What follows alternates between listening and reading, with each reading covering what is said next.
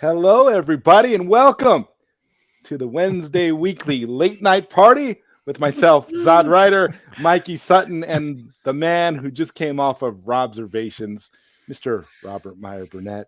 Well, hello. Wow. There. Wow, this I got to do some voices tonight.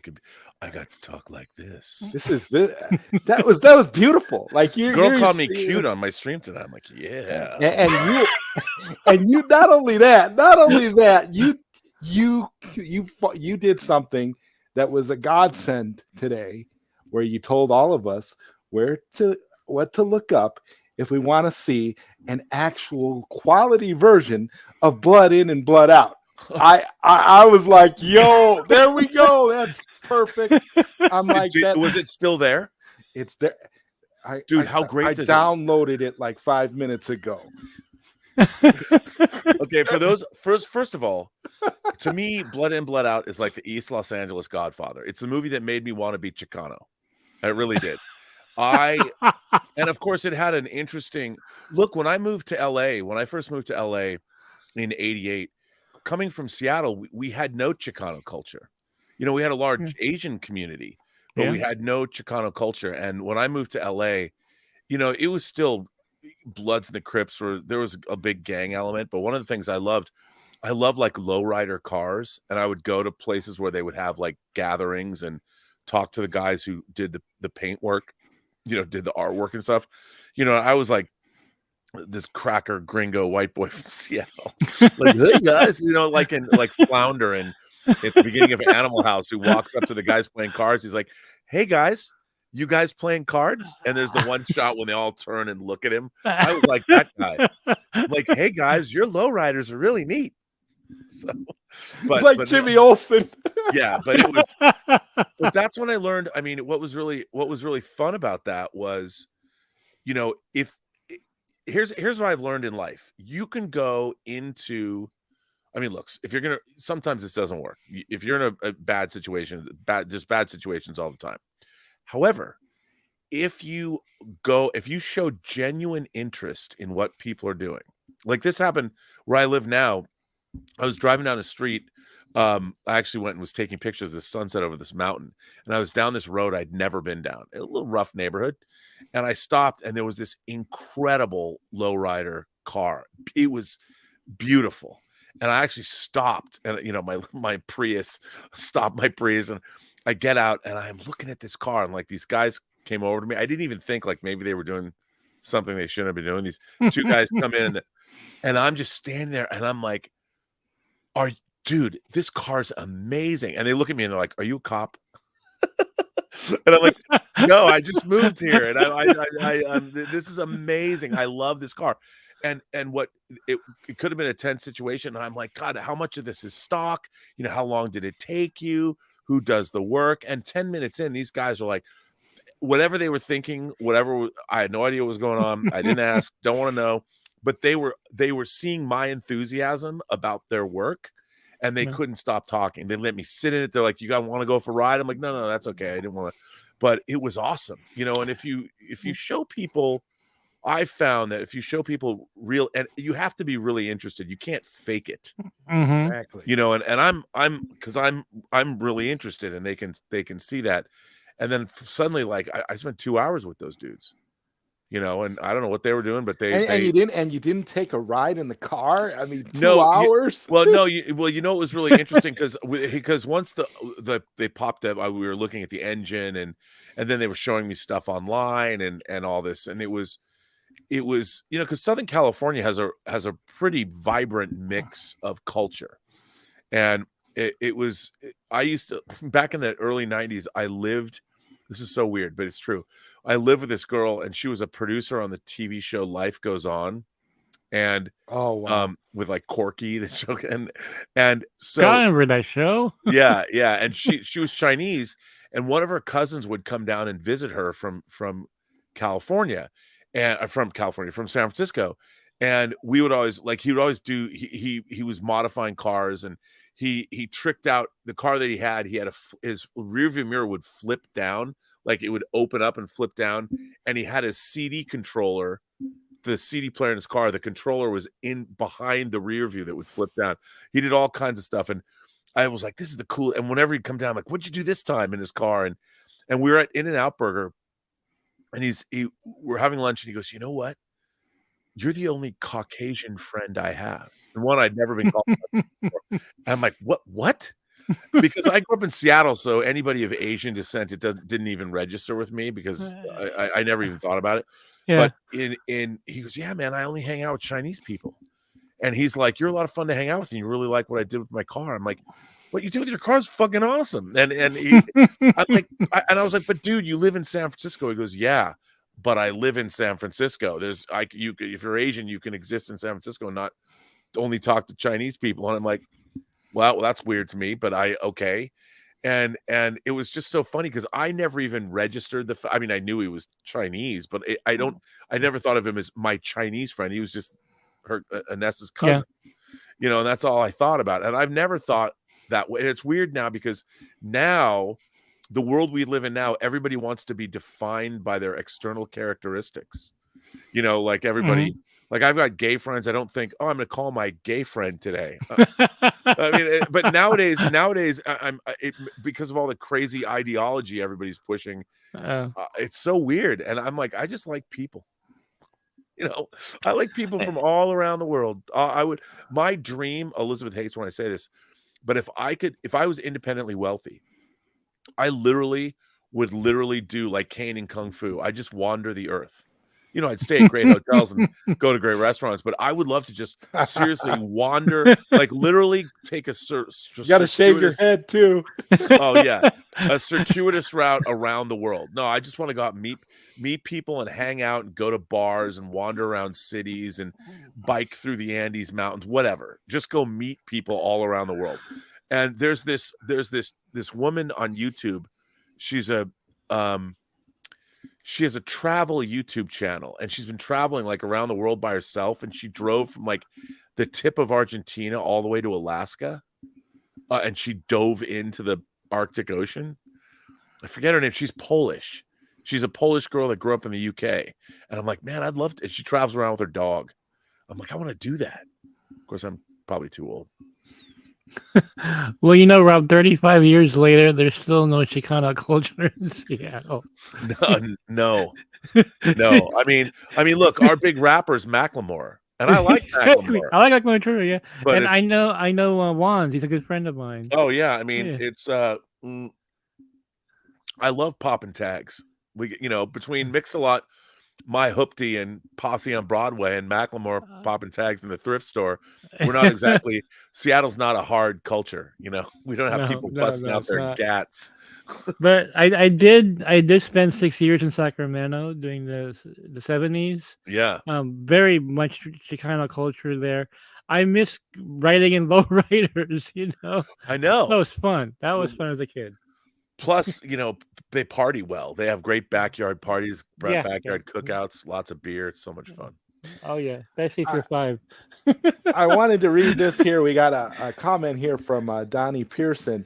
And Donnie Pearson says at Zodrider, Robservations raid. Hello, Zod, Mikey, and all. And happy First Contact Day. It is First Contact Day. Yes. I thought of Rob when I heard that today. I was like, okay, where's Rob? I know. I saw your Twitter post about First Contact Day. Hope everyone is well despite my dad's passing. Sorry to hear about your dad. And also happy Super Sentai Day. Okay. Well, because he likes Power Rangers, Super Sentai. Yeah. The new Kamen Rider trailer, man. I'm all about that. I watched. Well, this is the thing. I watched Shin Ultraman, and I thought they did a pretty good job with it. Yeah. Overall, I mean, if you watch, because I was happy with Shin Godzilla, so now they're doing. I guess they're going to do Shin versions of all the popular stuff that Toy owns. I guess that's going to be the trend, awesome. Which would be cool because again, that's. So, I mean, what's not to be excited about? I mean, what did you think of Shin Ultraman, Rob? I love Ultraman, but I don't. There's so much of it. I never I never really, Ultraman and Ultra 7, but Shin Ultraman was really cool. Yeah. I thought it was really cool. To me, the first Shin Godzilla was the first Shin thing, wasn't it? Shin Godzilla was first. Shin Ultraman came later. Now, is it Shin Kamen Rider? Yeah. Is it Yep. Shin? That shit looks. I mean, to me, Ultraman's cool, but I mean, Shin. I like the fact that Kamen Rider he's got a motorcycle. Yeah. But that whole opening action scene, the truck chase and the motorcycle chase, and then the battles with all the fucking blood. I'm like, this is awesome. But I like Shin Ultraman. It was cool. There's so much Ultraman mythology, and there's so many different iterations of Ultraman, and I don't know a lot of it as well as maybe Shin Ultraman will streamline it, because I kind of get the idea that maybe it's gonna be like a new thing, like a new continuity. Yeah. But they did the greatest thing in Shin Ultraman, where they referenced the original Enterprise from Star Trek. Yes, they did. There's a scene in there where one of the engineers or agents has a beautiful model that looks like the one in the Smithsonian of the original Enterprise. Looked awesome. Yep. And that was all I needed to see to be completely sold that this version of Ultraman was going to be great. Yep. The first one I saw of Spectrum Man was one I remember from childhood. Spectrum Man, yeah. I think everybody remembers Spectrum Man. If you're over 30, I think you should remember Spectrum Man. Yeah. We're all here. All those episodes are remastered and on YouTube, by the way, if you want to watch Spectrum Man now, because I was going through, I think it was like a day or two after I watched Shin Ultraman, I went back and looked on YouTube for the Spectre Man episodes. Is the Japanese Spider-Man on? Is that streaming anywhere? No, it isn't. But I'll tell you what, Mikey. I have something. I have a media server, and I'll hook you up. I've got all of those episodes, so you'll be able to check them out. I got them before I got them before Marvel took them down, because Marvel had them on their official site. Really? And then they took them down. So yeah, but they're all, and they're all subtitled. So it's right on. Very it's cool. Awesome. Man, but I'll hook you up. You'll be able to check it out. Thank you, dude. I haven't seen that in so long. It's fantastic. They even did a manga for they did a Japanese manga for the Spider-Man, for the old Spider-Man, which is pretty dope too. I love Japanese Spider-Man. a hell of a lot darker than the stuff that we that we get, but really good stuff. I always wanted Rumiko Takahashi to do Spider-Man. That was like my dream. Like, I think she'd be a perfect writer for Spider-Man. Turns out that Spider-Man is her favorite Marvel superhero. Oh my god! Oh my god! I have to see her do Spider-Man. Isn't Kate Valdez's favorite Spider-Man? Isn't her favorite Tom Holland? Yep, he loves Tom Holland. So biggest Spider-Man fan I knew, which is really even better. Yeah, how Spider-Gate came to be, because I would not have scooped that if it wasn't for her birthday. It fell on the same day that he was leaving the MC. It was her birthday in the Philippines. I'm like, she's gonna wake up on her birthday to this horrible news. That's not even true. So I made it public, and then boom, the studio discovered me because of that. So it's crazy. Like, no one would ever believe how this unfolded. It's just so weird how everything happened. It was none of it planned. It's a thing of beauty. Just happened. It's one of those mysteries we'll never know the answer to. As to why. So amazing. And Johnny Tom Alpha, Holland, I thanked Tom Holland in issue 1. He's like, "What are you thanking Tom Holland for?" And like, they were asking, because if it wasn't for Tom Holland, you wouldn't be Scooper Supreme. Exactly. Like, the show would have never have happened, if it wasn't for Tom Holland. Weird. Man, I got to give a shout out to my good friend Johnny Alpha, aka Graphic Vandalism. He has a wonderful, wonderful YouTube channel for those that are interested in indie comics, indie films, and things of that nature. Awesome. He interviews a lot of indie creators and that do their books on like Kickstarter and that kind of thing. My buddy, he's doing well for himself, and he's well on his way to 1,000 subscribers. And I'm hoping Very that he, cool. Hey, hoping that he gets there soon.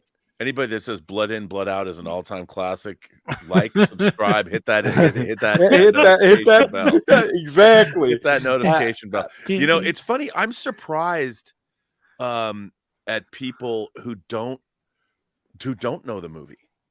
You know, like I was saying earlier that we did we did that whole the Polly from Latino Slant and Tom from Midnight's Edge.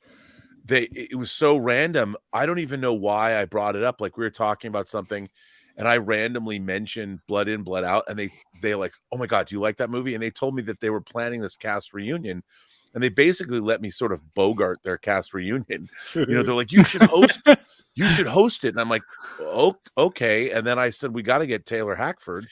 You got Taylor Hackford, and I'm sitting here like, my God, you know, between Blood In, Blood Out, and then La Bamba, where I went to see, because he produced La Bamba, and I'd gone to see La Bamba with my father as a child. He took me to the movies to see that movie, and it was, and all throughout growing up, I love that movie, and I was like to the point where I'm like, man, I had to actually import it to get it on Blu-ray, to own it on Blu-ray. And I'm like, that movie was so popular back when it came out. It took the country by storm, and it was a Taylor Hackford thing. Oh yeah. You mentioned Taylor Hackford, Todd. All of a sudden, I got White Knights pop into my head. All of a sudden, Lionel Richie is singing "Say You, Say Me." Like, thanks, Todd. I will not hear that song now. Oh well, so here, I'll tell you something. I called a guy I know who's an exec. He was a producer on Superman Returns, but he was also a TriStar executive. I called him up and I said, dude, do you know anybody that knows Taylor Hackford? And he goes, well, I think I know who his assistant is. And he goes, he gets me this information, and I write the assistant. I explain what we're doing, and we're having this Blood In, Blood Out reunion, and we're raising money for LA's Latino theater. Like, all the super chats and everything is going to go directly to the Latino theater. And his assistant writes me back like almost right away, like, oh, Mr. Hackford has to be there. And I was like, I thought he would stay for like 10 minutes. And Taylor Hackford's married to Helen Mirren. I did not know that. Wow. Yeah, he's married. They've been married forever. So Taylor Hackford was fucking awesome, because like, he directed The Devil's Advocate, which I love. I mean, he's been making movies forever. He was so nice and so cool. And in the middle of the stream, you see Helen Mirren dip into the back, and she's like, I just want to say hello to you boys. You're having a very nice conversation. You know, and I'm like, oh my God. I'm like, on our little Blood In, Blood Out stream, we got Dame Helen Mirren, you know, on our stream with her husband, Taylor Hackford. And I'm like, and this is why YouTube is great. This is why, because now you can get to everybody. That's right. I mean, nobody's untouchable. I mean, what's amazing is how many celebrities are starting their own podcasts. Yeah. You know, Michael Rosenbaum, Inside of You. I love that. That's a great podcast. It's a great podcast. I love that podcast. And what's his face? The guy who plays the Punisher. John Bernthal? Yeah, he's got a podcast. That he did a great episode with Shia LaBeouf. And then the Connor Trenier and Dominic Keating, the guys who two characters from Enterprise, they're doing a great podcast now. But the thing is, it's actors talking to other actors. Yeah, you know, it's good. It's like the one that who's all doing it? The one that the Ben Affleck was on recently. Wasn't that David Arquette and somebody else? Or who's that group where Ben Affleck was talking about how great it was playing Batman in The Flash. That's what's his face? I forget what it's called now. It's Jason Bateman. Jason Bateman, yeah, and it's there. Whatever that podcast is great. Yeah, it's a good one. I just can't remember the name of it right now, but I listen to it a lot. But Ephraim Guzman wants to know. He says, the notorious RMBs, Oddrider and Mikey. Question for each of you: what is the best come on line you got for a woman? For me, the one I always used back in the day was, I've never done this before. When I saw your that it's in all caps, what is the best come on line you got for a woman? I was like, the first thing that popped in my head was your face or your chest. But oh, sorry, that's not what you mean. I'm just kidding. It's terrible I said that. No, you know what? I have to tell you, I never really used come on lines. I had a tactic though. The tactic I had, like, and this is more in my 20s and in my 20s. So Los Angeles was really fun to go out when I first moved here in 88. I moved here in the summer of 88. I just turned 21 years old. And LA was so much fun. Like for the first 10 years, my friends and I would go out all the time. And what I would do is, like, if there was somebody I was interested in, I might follow them up to the bar and like just kind of lean on the bar. And if they're ordering a drink, I would wait, and because invariably somebody else would come up and use a terrible come on line with something really bad. And I would wait, and if they went away, I would get my drink and I would kind of turn and just throw away whatever it was. I'm like, something effective. You know, I thought that line was not very good. He might have wanted to go this way and try and make her laugh and say whatever it was. But it was a tactic because I showed I was paying attention, that I understood her pain having to deal with this line. And then I offered something. Hopefully it was more witty. Brilliant. But so that's what I would do. So I showed that I was interested in her, but then I wouldn't be overbearing. I would turn and just turn away, smile, and turn and go back to my drink and take a sip. If she responded, if she said, "I think your way is better," or whatever she said, if she said anything, and invariably they would, because you're having a conversation and you're being non-threatening. And one of the things, I would lean down, like I'd be leaning on the bar more like this. So like you almost like I was nursing my drink. So I wasn't turned toward her. You're turning and you're looking this way. And then if you got the conversation going and she said something back to you, then you could turn to her. Because I know this seems so forced, but it worked. It worked because I learned this just because I worked in retail from the time I was a little kid. The way you approach people has to be non-threatening. Mm-hmm. In a retail environment, you can't be like, "Can I help you?" You have to be, you let people have their space. And if she didn't want to talk to me, she could walk away. But invariably, if you were cute and charming and funny or something, I tried to be, then there was no obligation. And the funny thing was, back then, if you were out in a bar, girls wanted to talk to you.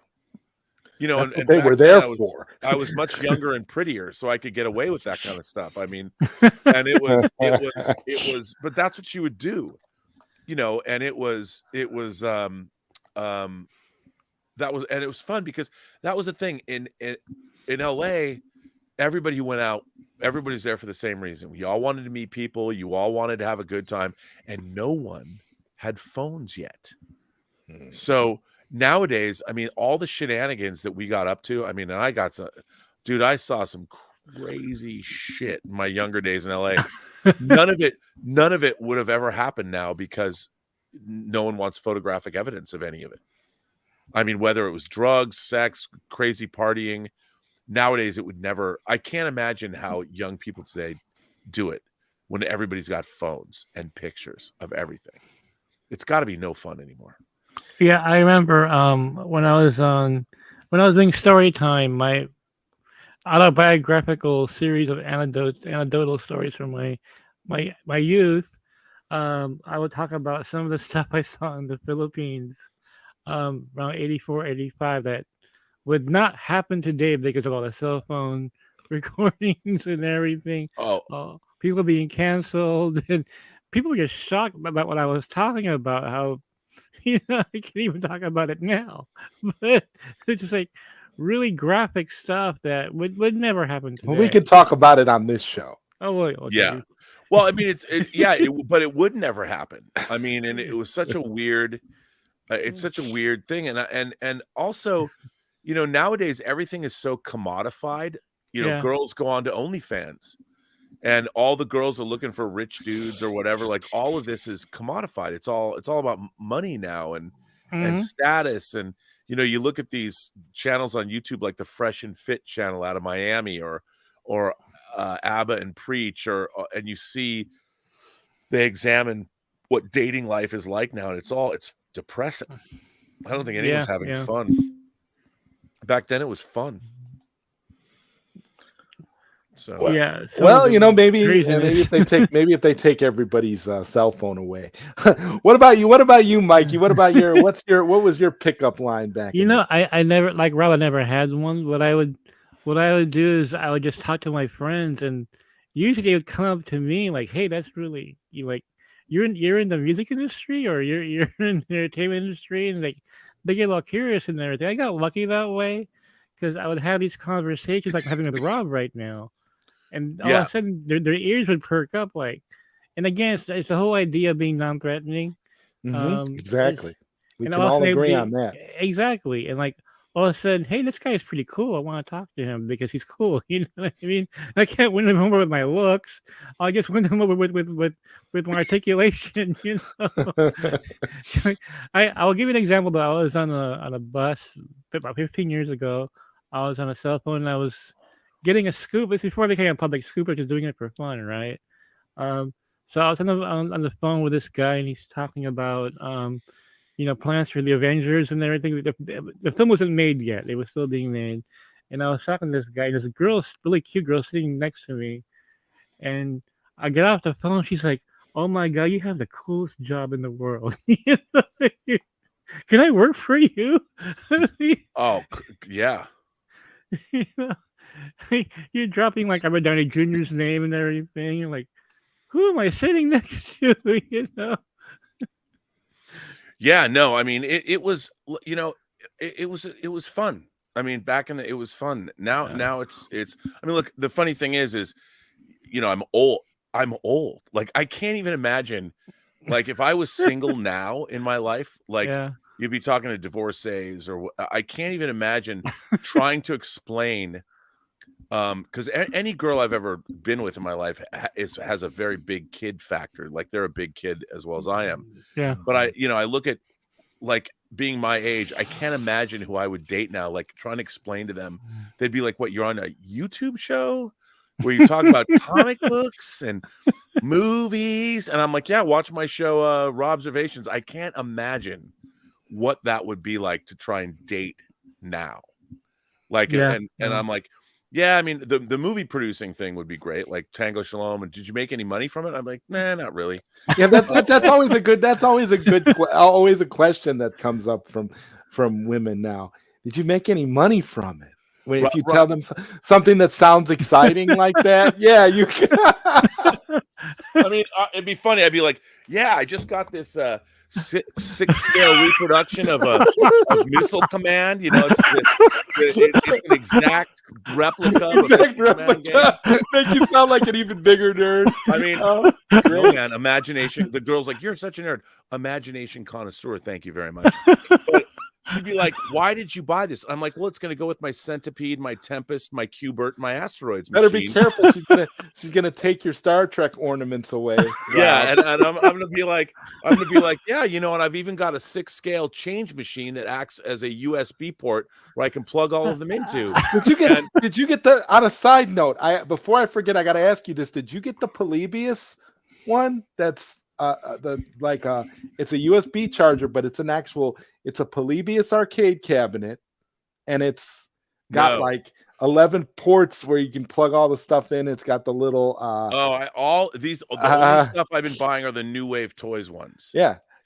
And that now they got and the thing is, I didn't buy. I'm such an idiot. I was like, I'm only going to get the Atari ones.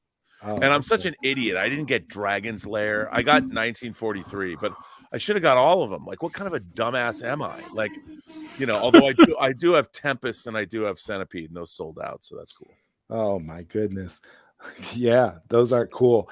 Yeah, the one I got was the Polybius one because I'm really obsessed with the legend of that video game. Oh yeah. It's it's really cool. Donnie Pearson says, without Godzilla, neither Gamera nor Ultraman nor Kamen Rider nor Super Sentai, the Metal Hero series would have existed. You're exactly true. right. Have to agree. Hello, But the lovely also, Sherry. It's always Tsuburaya, great to see you. You know, EJ Tsuburaya did so much work, the guy who directed Godzilla and all this stuff. So, yeah, I mean, I love that stuff. There's a great book on the who did the effects and all that stuff, and he did a lot of Ultraman, Super 7, all that stuff. It's a really cool Ric book. Flair has a YouTube channel. Oh, I'll bet. My God. You know what makes me feel old, Rob, Zod, is when people tell me they've never heard of Ain't It Cool News. Like, oh my God. Oh Wow. my God. I feel like a total grandpa. Did you guys listen to that awesome podcast about the whole history of Ain't It Cool News? No, what was this? Who did it? Amazing. You know, that's a good question. Who did it, Rob? I don't know who did it, but hang on, I'm going to find it. It's because I lived through all that.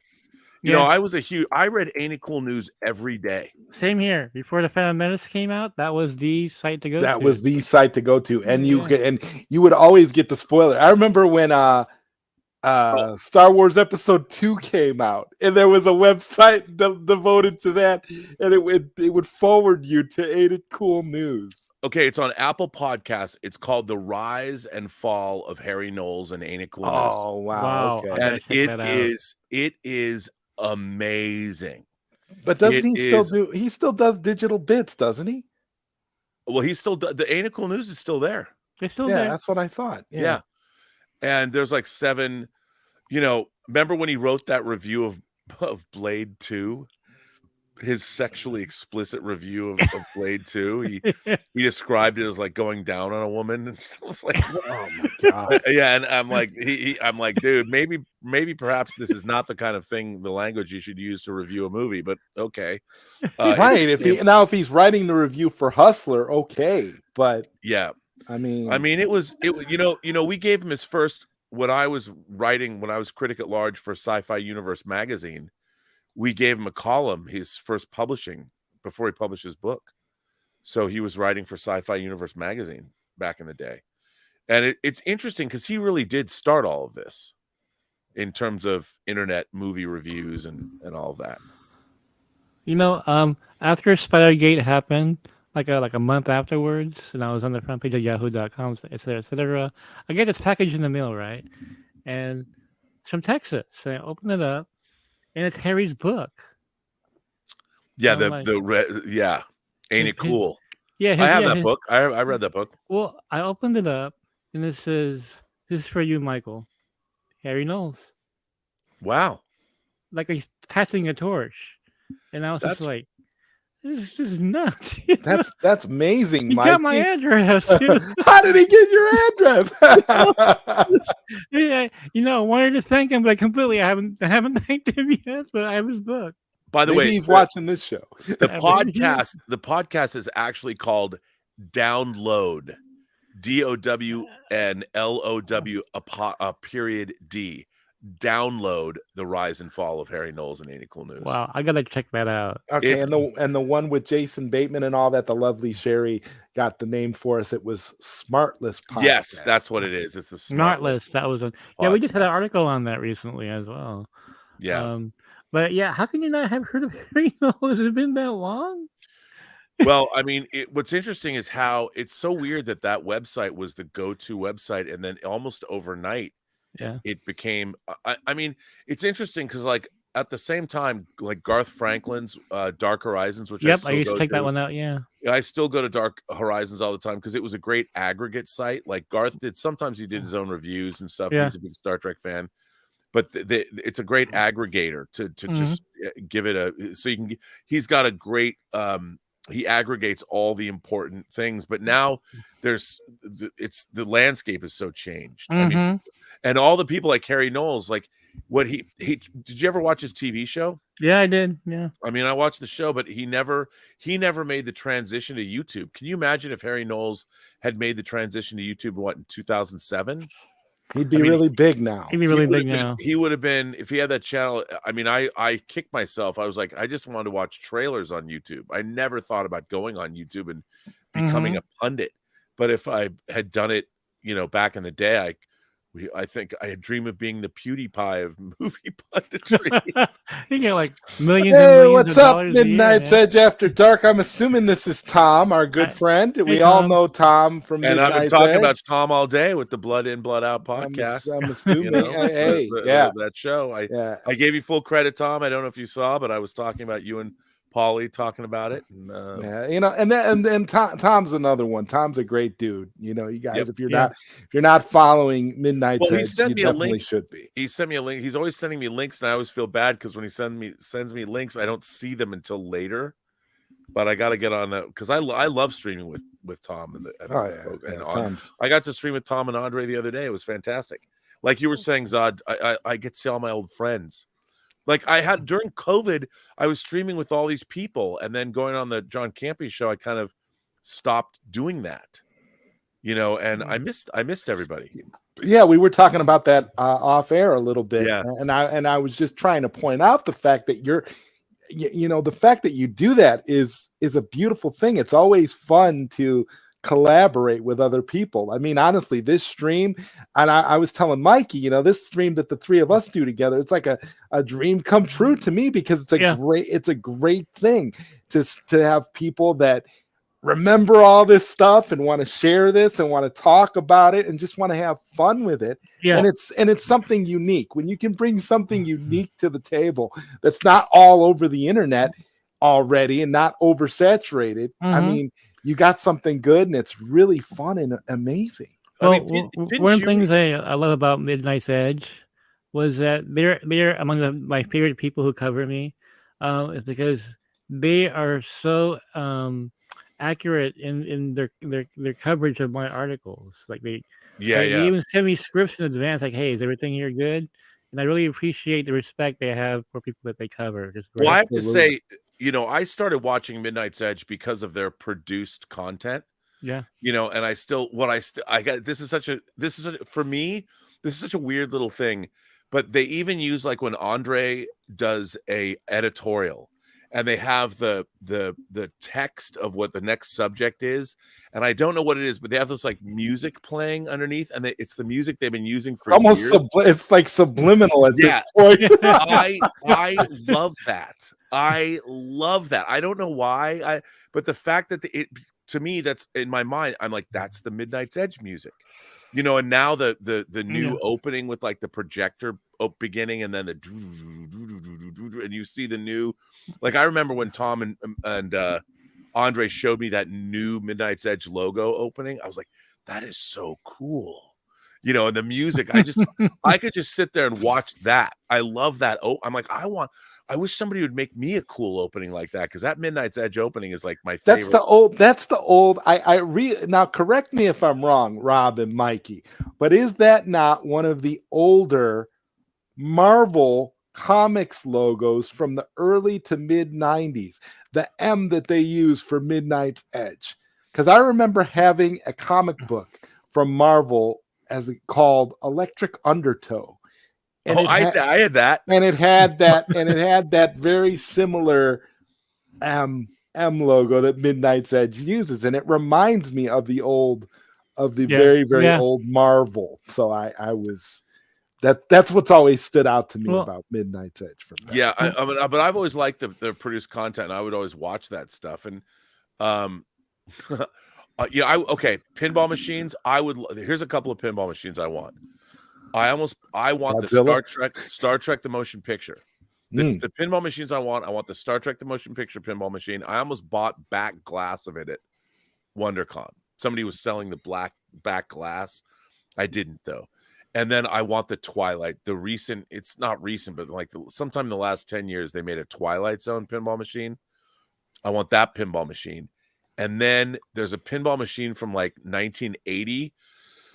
It's like a knockoff of Alien, like it's Invader or something. I want that pinball machine. I've always wanted, one day I will have, because no one can have a genuine nerd cave without a full-size video game or pinball machine. And like on Superman Returns, a lot of people don't know this. Bryan Singer is a massive fan of Defender. Oh And god! he has- Oh, I love have a Defender machine sitting right next to me. Dude. Defender. Retro Nerd Girl, if you want those 6-scale arcade games are made by New Wave Toys. Not only they're also making a 6-scale new Coke dispenser, and they make 6-scale working New boom Coke. boxes. Like the new DCU. Yeah. and those 6-scale arcade games come with 6-scale quarters. And go to New Wave Toys, and they just put up Ghosts and Goblins on pre-order. Yes. And you know what? They're exact replicas. The gameplay is exactly the same. And they're usually, the games are, I mean, it's not that cheap, but it's only $150. Did you pre-order the Zoltar? That's what I want to know. You know what? I have to tell you, I haven't yet, but I was looking at it today and I'm like, You got to. I pre-ordered mine day one, man. It looks so phenomenal. Well, they're the fucking best. That New Wave Toy shit is awesome. And that change machine, I mean, it's all really high quality. New Coke. The sound that I get, because a new Coke machine, you can put an actual, it's big enough, you can put a bottle of new Coke this will fit in it. So it works as a freezer. That's cool. I mean, oh my god, see, bro. yeah, you might have just sold me on the new Coke, but man, I thought for sure you pre-ordered Zoltar. I just got these from New Wave Toys. I the got little the stools, yeah, to go to the next game. And the reason that I got these is because you're gonna put Sharon Stone on one of those stools, aren't you? No, mine's she's quarter scale. She's right over there.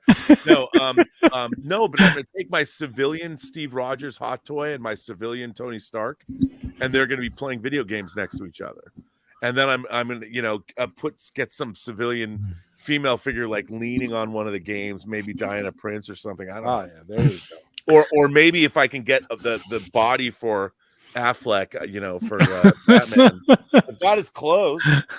I mean, look at this. I got the clothes outfit that goes on the. You got the yeah, dude. You got the outfit he was wearing as he was walking from BVS right after he told Alfred that they were hunters. Yep. And that he had to walk away, and then Alfred said, "So falls the house of Wayne." That's the outfit. And this shit is so dope. I mean, this is how crazy 6-scale collectors get. I mean, we do get a little weird. We buy clothes, and this has socks. It's got shoes. It's got everything. Don't tell Socks about those socks. Just gonna say, Mikey. You guys brought up Defender. I had this memory of playing Defender on my 2600. I scored 1,000,000 points. It took me 3.5 hours, and man, my hand was hurting when it was done. Holy shit! You used to love Defender that much? Yeah, dude. Well, I have what's called a Defender Partycade sitting right next to me. It's considered the cafe one where you sit down. It's like you can sit down, or you can put it on the wall. You can mount it to the wall. It's kind of like it's considered the Catalina wine mixer of arcade 1-up machines. It's that good in terms of emulating Defender, and it's got Gorf on there and Sinistar, all those games from back in the day. And it's really cool.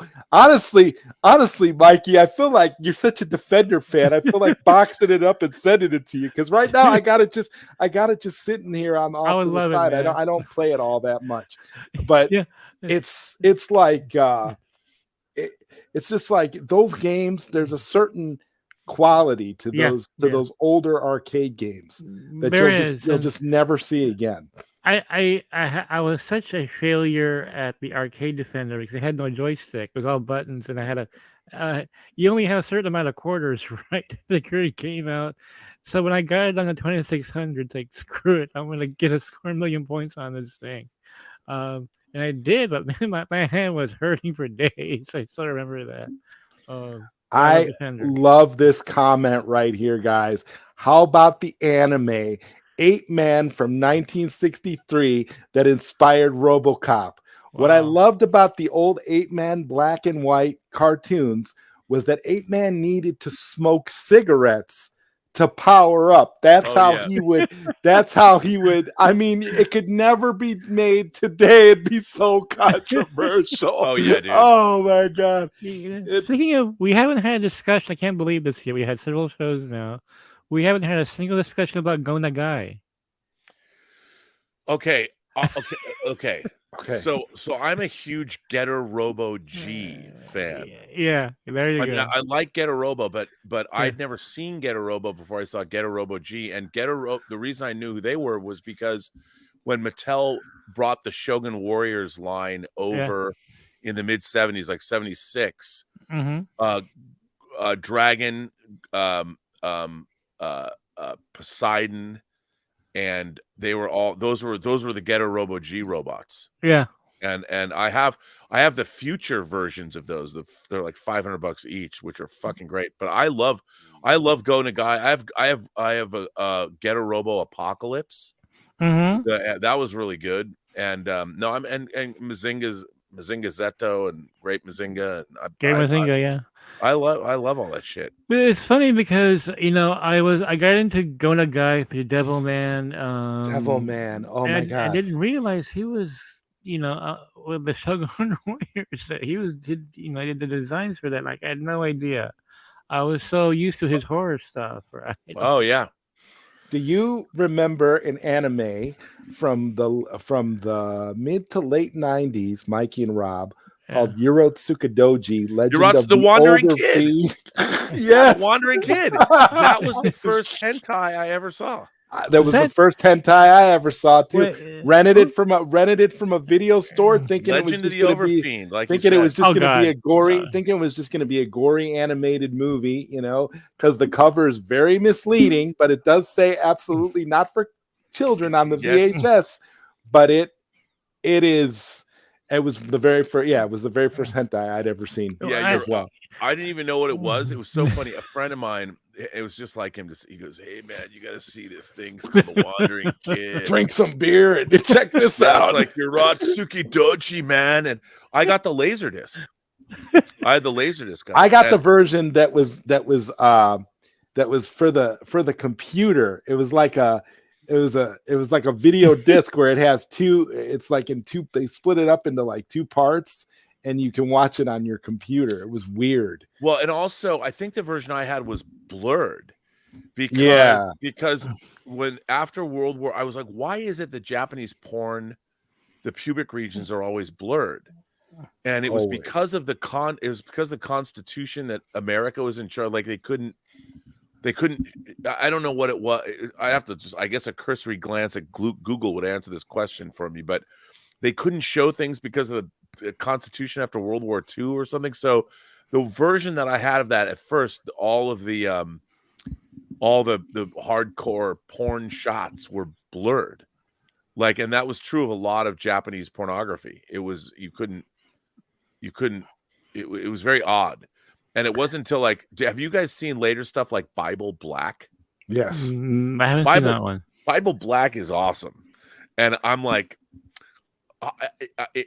I could never do this, but I would kind of like to do a live action version of Bible Black. Oh my goodness, Rob. Yes. You got me curious now. It's funny because I was in Star Wars XXX, right? Yeah. I was in. So I have some friends that work in the adult film industry, and I've always thought because they always do the parody stuff, like the Axel Braun Marvel parodies and stuff, and I always thought but it would just take too much to make it look good, but it would be really interesting to do an American full-on hardcore version of something like Bible Black. I don't know if you could do it because high school and all that, but still, you'd have to make it if you're going to do it in live action. You'd have to make it college. Yeah. I was trying to think of the Go Nagai anime. They had the naked superhero chick. It was Keiko Kamen. That's what it's called. I think it was Keiko Kamen. I think that's what it was. But Legend of the Overfiends is the first hentai I've ever seen, and for anybody who hasn't seen any anime, it's usually what you usually show them. Yes, go see Legend of the Overfiends, and the sequel was pretty graphic as well. Yes, because it had a machine in it that was used in World War II that Hitler used. It was actually called I don't even know if we could say it because it might demonetize the episode if I say this. But it was called the Nazi death rape machine. Yeah. All words that, but Yeah. yeah. It was one of those things where like that sequel was pretty bizarre and vulgar too. But for me, the anime that I always show, the two animes that I always show people that I know, well, actually three that I know that are not familiar with anime, I show them Akira from 1988. Oh yeah, Which, by the way, still holds up. Yeah. Yeah.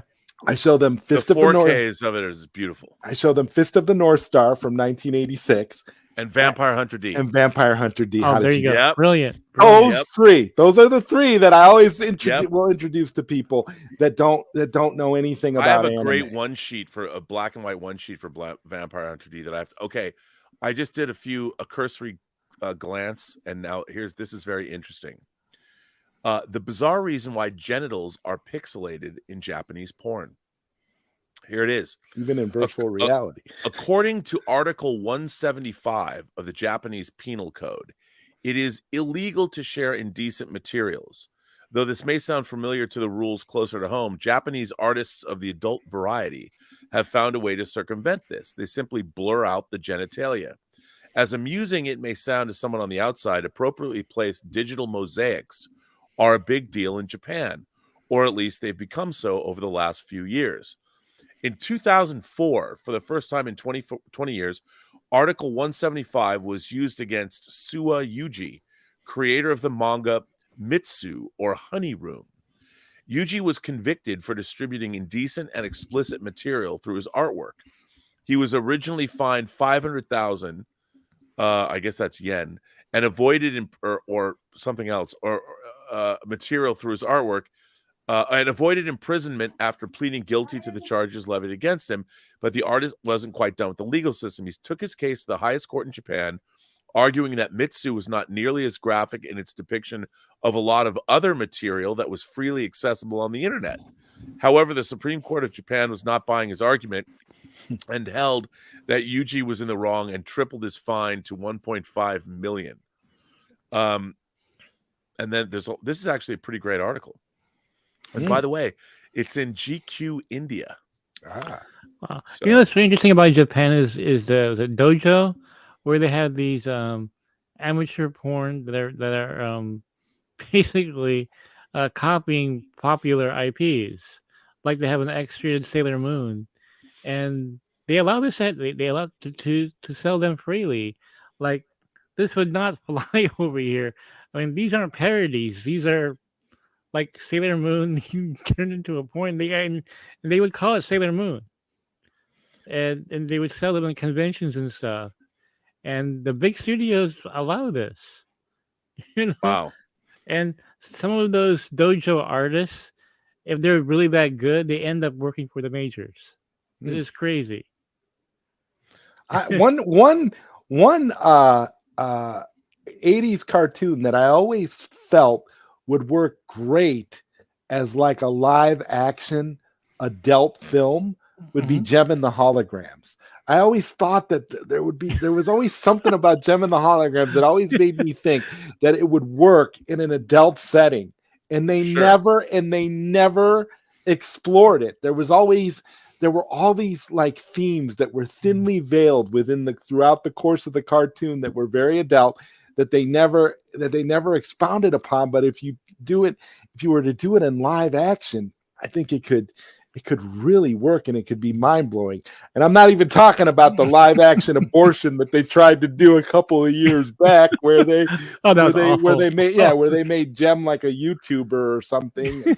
They tried to, it was just ridiculous. But no, I mean, it just there's some dynamics there with like the duality and struggling with inner turmoils and things like that. I mean, it would work good for a hentai too, I think. But mean, what do I No, know? it's all interesting. I mean, it's interesting to see what happened with anime. Like I remember when Viz Comics first started printing manga in the U.S. Comic market. And I was buying stuff like Kamui, The Legend of Kamui, and my Yes, favorite was Area 88, that was a great one. Yeah. which was the jet fighter one. That like these guys had to go. I got drafted into this Air Force in Africa to fight against. I have to fight working for this dictator before they let me go home. And I'm like, couldn't you just leave? Like it was, but it was great. And then I got there's an Area 88 movie, and I loved it. It was great. I miss out. I miss that now. But now I'm I'm still old school anime. Oh yeah, same here. The first manga I ever read was Ranma One Half. I think that Oh was yeah, that was good. Rumiko Takahashi, and then my favorite is Maze on the Koku, also by Rumiko Yep. Takahashi. Ranma, and I also the Dirty Pair. Dirty Pair. Oh my Oh, god, Dirty Pair was awesome. Was awesome. Can Yuri, I love Dirty Pair. They were fucking. I used to have two great. They were like porcelain figures of them, and there was wow, there was an earthquake in no. Oh man, shattered. Oh, Do you remember? man. Do you remember a movie called Guy: Awakening of the Devil? No, I never haven't. saw that. Anime has one of the catchiest anime theme songs I've ever heard in my life. It was a anime, manga, comedy, hentai. It was all sorts of different things. Sci-fi. It crossed a lot of genres. Well, going back to my childhood, there are things that were anime that I didn't realize were anime, like Speed Racer. Yeah. Battle of the Planets was my favorite. Yeah, I love that. With Gatchaman and just Nothing beats that Battle of the Planets Thundercats crossover that came out a few years back. I didn't even know about that. Pretty dope. Wasn't there a live action Gatchaman that came out in Japan? There was, Yes. and it's good, Mikey. You should check it out. I've never seen it. Really, Yeah, Mikey, it's not Mikey, bad. I got it on my server. You'll be able to watch it. Oh, awesome! Thank you. Yeah, hook it's you up.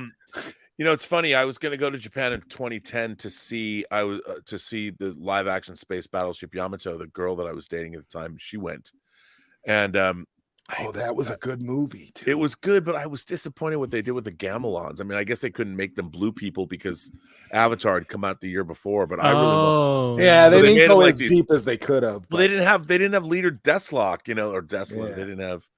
I still the remake of Space Battleship Yamato, aka Star Blazers, is so good.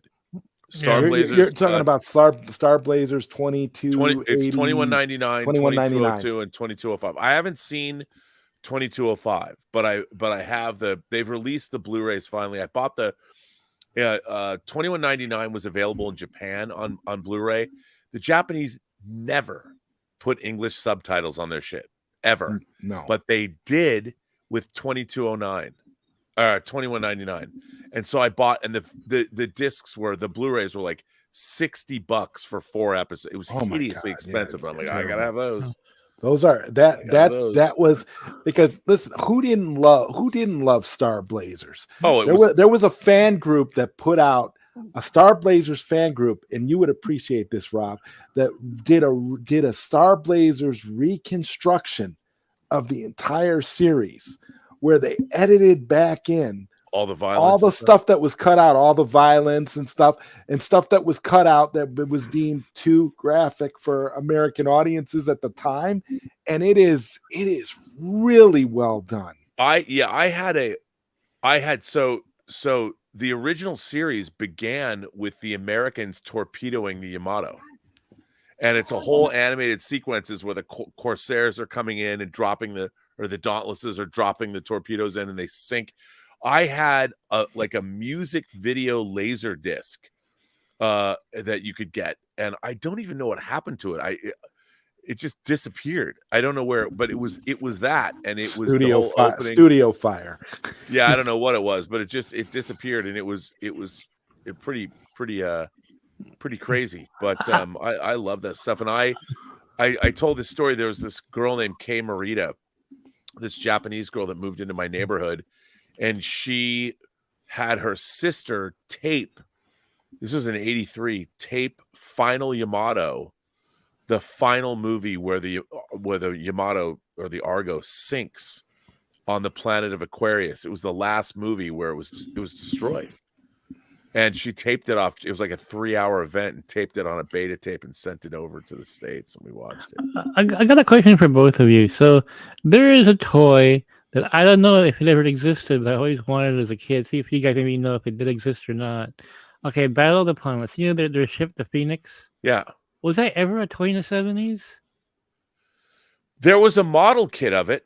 I had a Yeah. model kit of the Phoenix, and Oh, it came. okay. You could take the nose off, and you could put. It came with the motorcycle, and it came Yeah. with the racing car, and Oh, so they've always cool. been. And over the years, they've made some incredible model kits and die-cast Yeah. versions Because of it. when I was a kid, I was like, man, I want a toy of that. You know, it had my X-Wings and everything. I wanted one of the Phoenix. You know? That's it's amazing, 'Cause incredible. I got a friend who has a complete collection of Legend of Galactic Heroes toys. I didn't even know Yes. that existed. You know, it's super rare. We got Iron Will Fitness here with a $1.99 super chat saying, Zod, Mikey, Robert, have you guys seen Penitentiary 3? No. Oh, no, Penitentiary. You mean with what's his face? The Penitentiary movies are amazing. The guy who stars in them. God,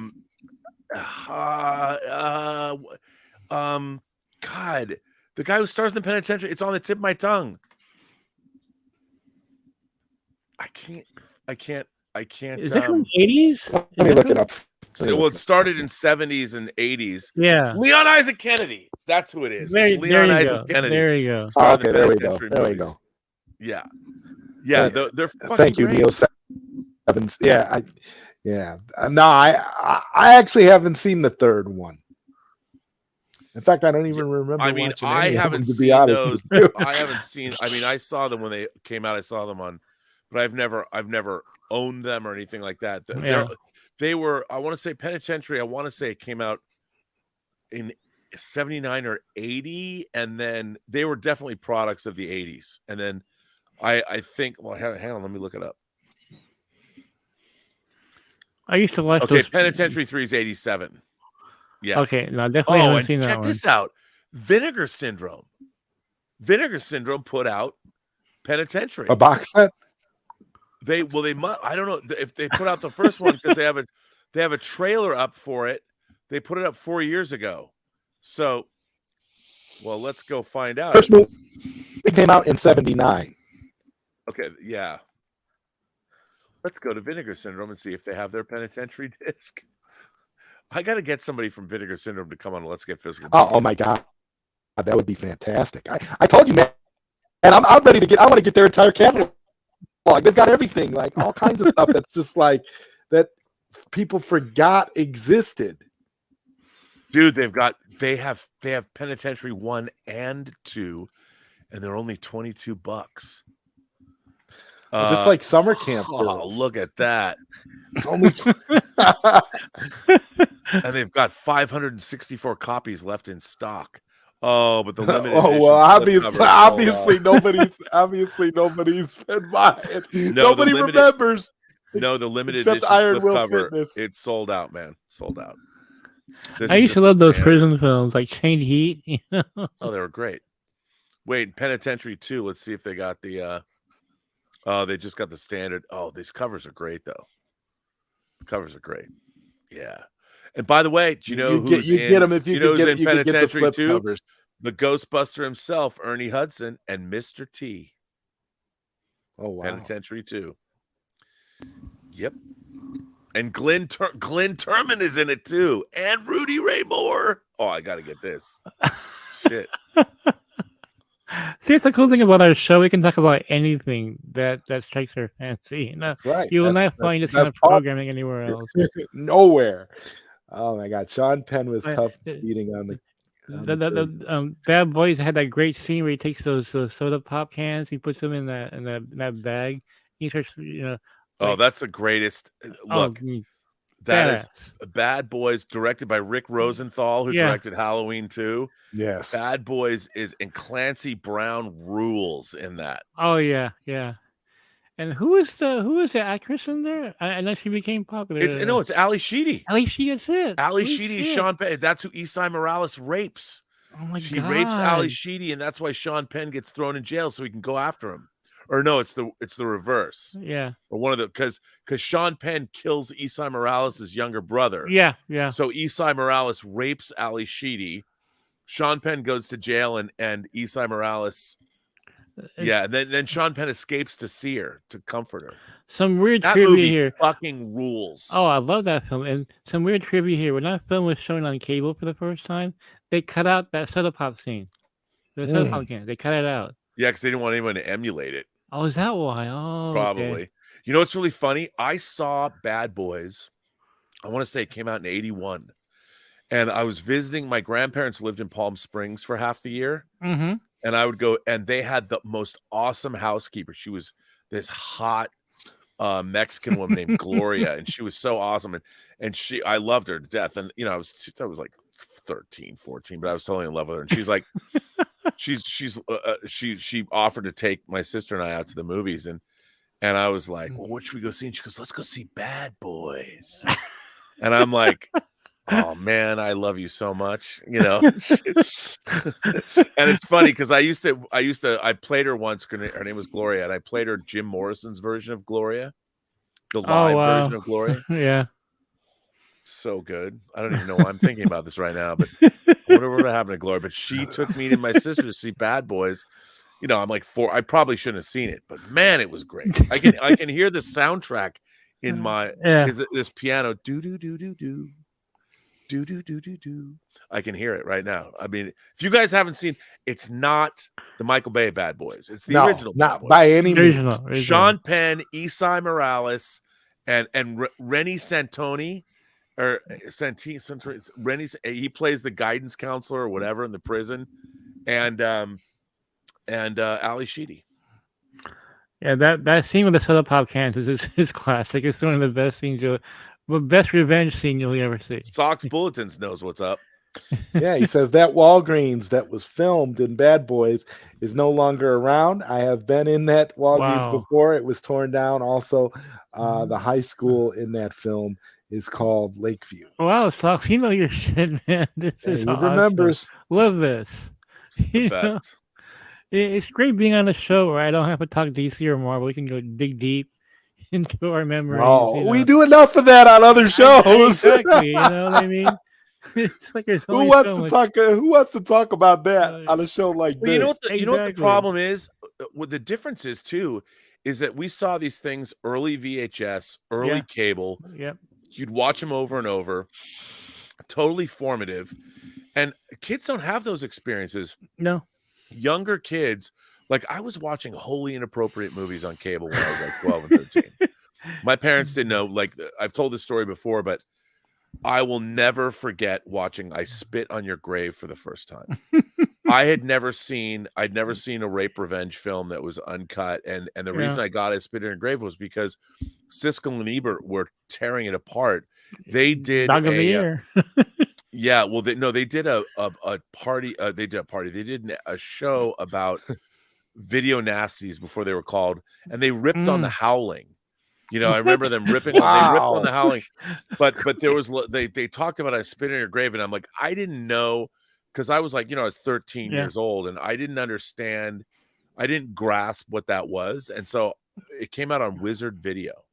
In one of those oversized boxes, and I bring it home, and my movie room, it was our downstairs family room where the laundry machines were, our washer and dryer, and I'm watching I Spit on Your Grave. And for those of you who've never seen I Spit on Your Grave, here's the plot. In one day, a woman is chased and raped 4 times by these guys. It's just the most hardcore. It's so horrible. And I'm watching this, and while my mom is doing laundry, my God. I'm watching my mom, who has a total disconnect because I'm always watching, horror movies. I'm like Yeah. 13 years old, but this was really extreme, horrible sexual violence and really bad. It's really bad. And my mom wanted to say something, but I'm like watching this movie and I was really disturbed by it. I find that movie incredibly disturbing. And then, of course, she comes back and she kills all those men. Yeah. And there's the famous scene where she lures one into, like she's jerking him off in a bathtub and then gets the butcher knife and cuts his cock off. And it's I'm watching this and I'd never seen anything like it. And I'm just like, wow, this is not a monster movie. This is not pleasant. I am not having fun watching this. But it's the middle of the afternoon and it's terrible. And my mom's doing laundry. And she finally says to me, it's the only time she finally says to me, and she looks at me, and I'm not saying a thing. I'm just watching this movie, and because I didn't know what it was about, and my mom is like, the only time in my life she said to me, "Do you think you should be watching this?" And I said to her, I go, "Oh, it's a horror movie, Mom." And my mom, like she didn't know it was really interesting because she didn't know what she was supposed to do. Like I could see her like being totally disturbed that her 13-year-old son was watching this movie, but she had come down and watched like the alien burst out of John Hurt's chest. She had seen Mrs. Voorhees cut someone's head off. So I had this litany of horrible shit that my mother had seen me watching. God bless VHS. God bless the early 80s and cable. And so my mom really didn't know, because it was out of her wheelhouse, because I was a chipper kid. I had lots of friends, and I was not doing weird things and pulling the wings off animals or anything like that. So my mom, and she knew that I was very studious about films. Like I studied films, and I go to the library and get film books and read about them. So my mom really didn't know what to do as I'm watching this. And she was watching these scenes, and I think about it now, and I'm absolutely horrified that I watched I Spit on Your Grave while my mother was doing laundry. Well, I watched it with my mom in the summer of '83, which I borrowed the film from my sister, who rented it on VHS tape. And I heard about the movie, Rob, from, of all people, Phil Donahue. Phil Donahue was doing this episode about horror films, and he said, "Should kids watch I Spit on Your Grave?" And I'm like, "I Spit on Your Grave? What's that?" Like I never heard of it. So I told my sister, "Can you rent I Spit on Your Grave?" Until she went and saw it, and it all started with Phil Donahue, because you didn't read about that movie in the press. Oh, it was, and what was really interesting is Mir Zarchi, who like there's a whole, I saw them later, like Thriller, A Cruel Picture, aka They Call Her One Eye, or Last House on the Left, or like, for instance, I had seen, so for those of you who don't know, there's a movie called They Call Her One Eye. That's a Swedish film. It's a rape revenge film, and it's what Daryl Hannah's character in Kill Bill is based on. I'd only ever seen that. And when Thriller came out on, I want to say it was DVD, when Thriller came out, I'd never seen the original version of it. Mm-hmm. I had no idea. I was watching it with a girl. I had no idea it had hardcore pornography in it. I'm like, this is the uncut version of, and I thought, we're getting an exploitation movie and stuff, and I didn't know this girl very well. Mm-hmm. Never saw her again after that.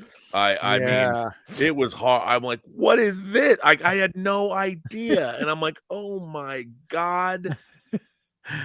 Well, wasn't there a film called House by the Lake? Do you remember that one? Yes, but I've never seen that. I saw that one in the theater as well. By the way, these wavy hickory barbecue lays are dope. Sound good. Fourth 1000 with the $10 super chat says, "Hey Rob, and I Spit on Your Grave. Did you ever get the feeling the main girl disassociated from herself and became the character from her book she was writing for Power?" I love that analysis. No, but I mean, that movie is originally called Day of the Woman. Yeah. If you listen to Mir Zarchi, the director's commentary, I mean, the funny thing is not funny, but I had never seen extreme sexual violence like that. And it really, to this day, I've never been able to watch Gaspar Noé's Irreversible all the way through. I can't.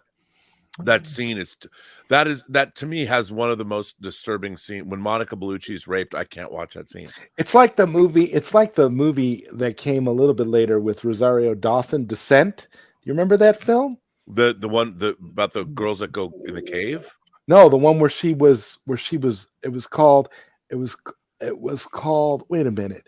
I'm not sure if I'm okay. There was Descent's the Neil Marshall movie. There's another one. It's Okay, great. there was another one where where Rosario Dawson was her character was brutally raped by this college student. And then how she gets revenge is that I think the movie's It is called Descent. It's from 2007. And she's basically, she gets brutally raped, and then but she wants to get revenge on the guy that raped her. So, and she hatches a plan that the only way to make that happen is to make the guy think that she liked being raped so that she could lure him back in.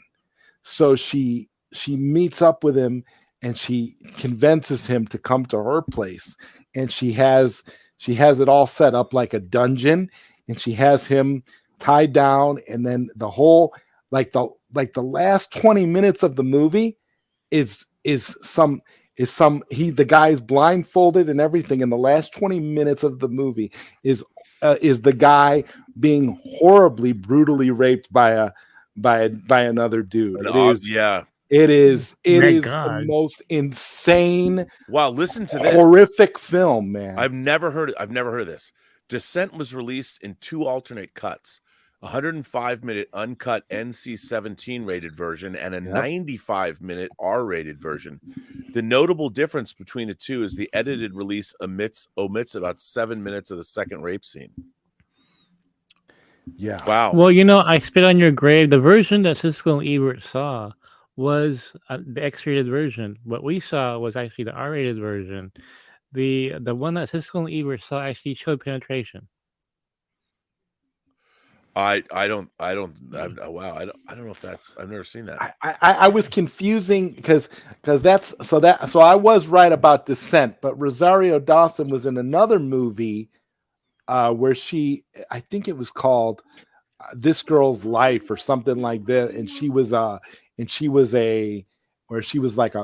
a prostitute in that movie. But I forgot, I'm trying to remember the plots of these films, but yeah, Descent was extremely disturbing. Wow, you know what? Now I got to get it. Yeah, you got to get it. You got to see it just for the sheer just disgusting bizarreness of it. Like, it's just really weird. Yeah, because you know what the weird part about it is? It was directed by a woman. And you want to know what the wild part of it was? The guy was really attracted to her, and she was really attracted to him. So at that point, it didn't really make sense. When I watched the movie, I always was left feeling like the dynamic didn't make sense because he was, of course, like an attractive male character, and she's Rosario Dawson, and it's like you get this dynamic between the two of them where I got the feeling that they could have actual chemistry, that they actually could have worked as a couple. And so for it to take that dark turn and go in the direction that it did, just blew me away. I was like, wow, this is just bizarre. I can't believe you've never seen this one. Never heard of it. And I'll tell you something. You can get it. There's a German version of it. I've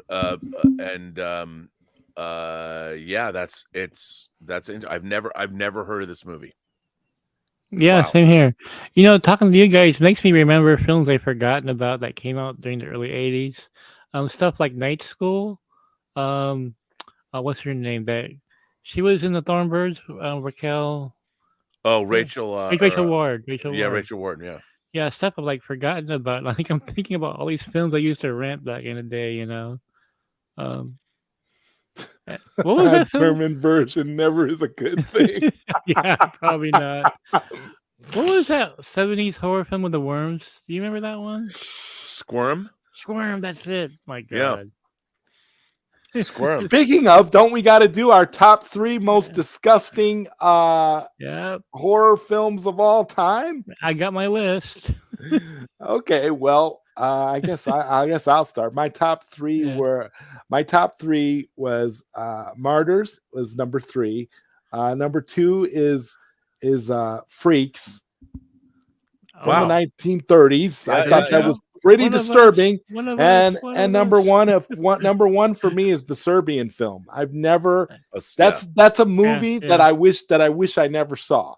That's how disturbed I was by that movie. Like I could have did without watching it. And it's so unassuming the way it starts too. Like you're watching it and you're it doesn't start getting into the crazy stuff until about like midway. Well, because the dude's like a family man, he's got and kids. you get that he's a star, you get that he's a famous porn star, and he's doing his thing. But it's the most disturbing. It's a movie, number one, I can't recommend to anybody, and it's a movie I truly wish that I never watched. So there you go. Yeah, I would say that the thing about Martyrs, I think Martyrs is a little bit of a masterpiece, even though it's it's disturbing, but it is. Yeah, I think it was. I have to tell you, Martyrs. Martyrs. I'd read articles, interviews with the director in Fangoria magazine. Patrick Luget, and I read articles about the movies, and I'm like, what is this movie about? Like, it was the only time I was reading about a movie that I could not glean from the reviews or anything or the articles what the movie was actually about. And so, I finally got the disc. I think I got, was it Dimension Extreme? Might have put it out on DVD, or maybe I got a British disc of it. I don't remember. I sat down, and the first time I watched Martyrs, and I've seen it all, my jaw hit the floor. Like I literally, when they're in that house, they go to that house, and when you realize that, oh my God, these people are all in on it. And then when you find the crawl, or she finds the door and then goes down, like I literally was like, I couldn't believe what I was watching. And it was so, and then it just kept going. And then suddenly you realize there's a whole secret society. I'm like, what? And I literally, because normally I can figure out, I've seen so many movies and read so many books that where something's going. I literally, when Martyrs was over, it was one of those times when I was just staring at the TV, puzzling over what I had just seen. And I'm like, this is some kind of a masterpiece of horror. And it really is. And I don't mean to oversell it, because it's not like Cronenberg's The Fly, or it's not like some Rosemary's Baby or The Exorcist. It's not like that, which are true. They're great movies. It's true psychological horror. And that's what I'm saying. That's why it's so, to me, it makes my disturbing top 3. Yeah, no, I would say there. I don't know what my second. I don't know, but Martyrs, I would say that. But I would, I would go. There's a lot of disgusting things like Salo, Pasolini's Salo, but that's not. That's just. I mean, it's different. It's not horrible, but I'll tell you, a Serbian film for me too. It's the number one. I can't, because it's well made, because it's so well made, and because it has a it doesn't look cheap by any means. No, they knew what they were doing, and I'm like, it's just. And I'll tell you something. I read a book by a guy named J.F. Gonzalez, and I'm trying to think of the plot of the book is like. I have to look it up. But I'm going to put a pin in that. You guys speak. I'm going to find out what the name of this book is. All right, Mikey, your top 3 of all time. Okay, well, my top one of all time, I can't remember the title. I'm sure one of you guys know the title of this one. It's a French film about a home invasion. It was recently remade a couple of years ago in America. These two guys do a home invasion. They brutalize this couple. And they're talking to the camera. They break the fourth wall. Oh, that's Funny Games. Is that Funny Games? Yeah, it's Funny Games. It's Michael Haneke. That I had no idea what it was. It came on cable, and this is what I miss. about cable is like randomly the stuff would come on. You're like, what is this? Like when I'm looking at Netflix, there's so many movies there. I don't know what to watch, you know.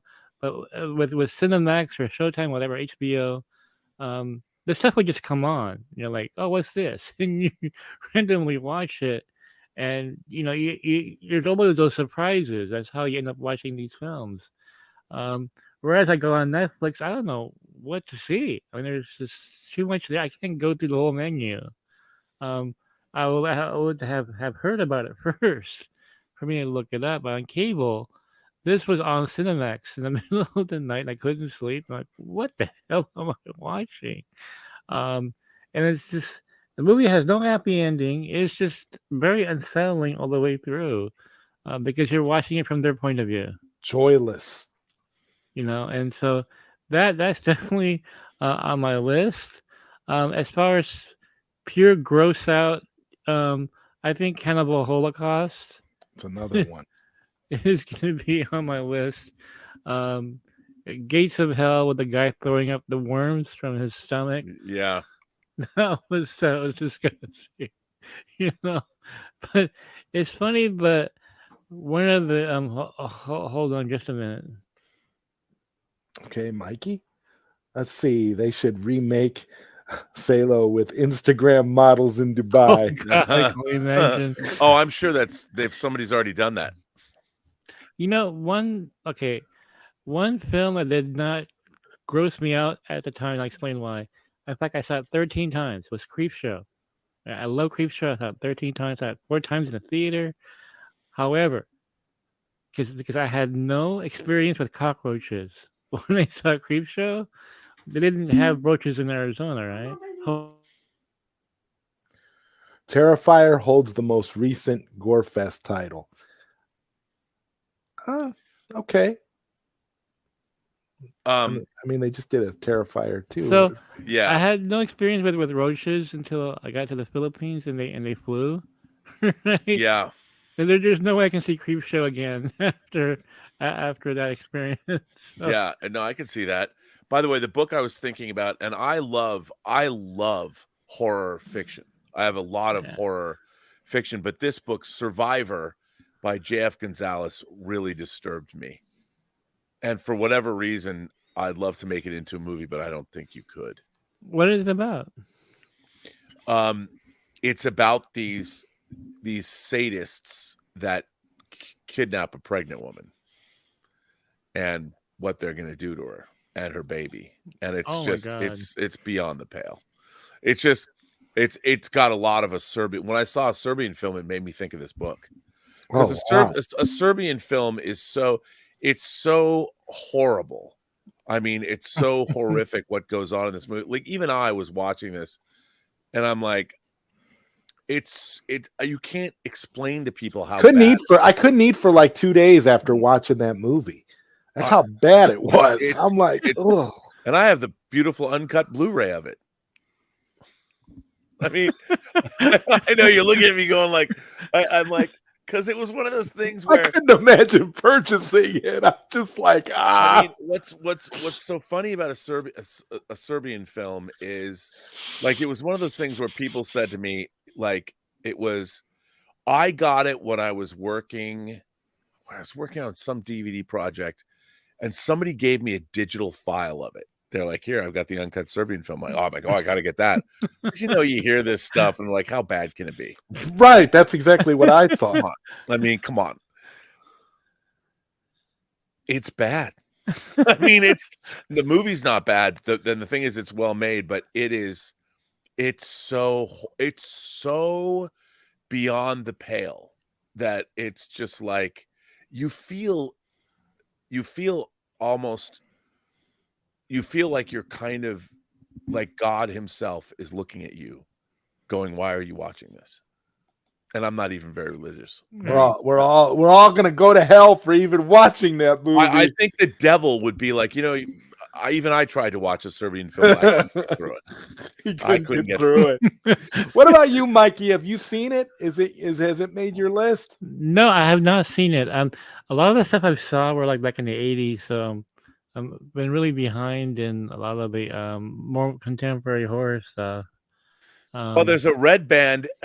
There's an okay, wait. Okay. So here's the red band trailer. I just called it up on YouTube. It says extreme, aberrant, sexual, and violent content, including explicit dialogue. Wow. Wow. And this is great. Check out the official Serbian film Red Band US trailer in theaters May 13th, 2011. I couldn't imagine watching that movie ever again, let alone in theaters. My God. Yeah, you're munching on your popcorn. You know? Wow, the trailer. I'm looking at the. Wow. I mean, it's. Oh yeah, I can't even.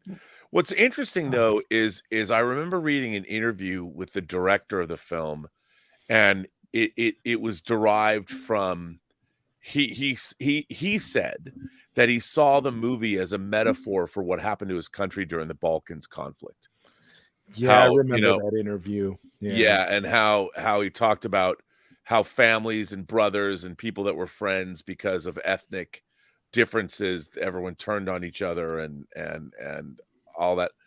I don't know if that's true or not, but I'm like, okay, I could understand that the whole film is a metaphor for what the Balkans conflict did to. You couldn't do your metaphor a little bit more, I don't know what would be the word, but it's definitely not what you would expect.